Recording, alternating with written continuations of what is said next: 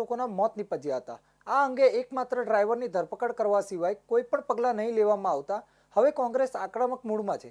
કોંગ્રેસના આગેવાનોએ 22 એપ્રિલ સૌપ્રથમ જિલ્લા પંચાયત ચોક ખાતે વિરોધ પ્રદર્શન કર્યું હતું।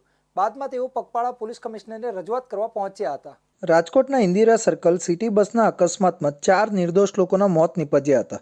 આ અંગે એકમાત્ર ડ્રાઈવરની ધરપકડ કરવા સિવાય કોઈ પણ પગલાં નહીં લેવામાં આવતા હવે કોંગ્રેસ આક્રમક મૂડમાં છે। કોંગ્રેસના આગેવાનોએ આજે 22 એપ્રિલના રોજ સૌપ્રથમ જિલ્લા પંચાયત ચોક ખાતે વિરોધ પ્રદર્શન કર્યું હતું। બાદમાં તેઓ પગપાળા પોલીસ કમિશનરને રજૂઆત કરવા પહોંચ્યા હતા।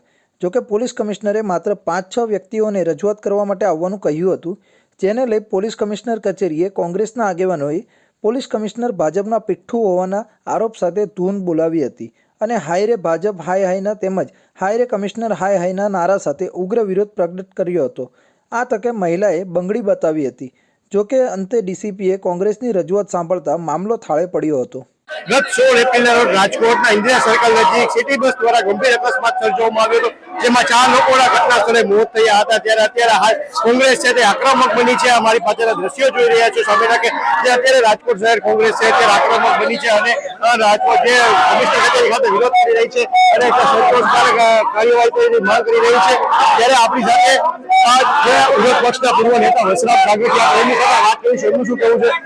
વસરામભાઈ, અત્યારે વિરોધ કઈ રીતની માંગ છે તમારી? રાજકોટ પોલીસ કમિશનર પોતાની મ્યુનિસિપલ પ્રમાણે વર્તી રહ્યા છે, લોકશાહીનું ખૂન કરી રહ્યા છે, વિરોધ પક્ષનો અવાજ અને મીડિયાનો અવાજ દબાવી રહ્યા છે। કોઈને બોલવાનો પાવર નથી।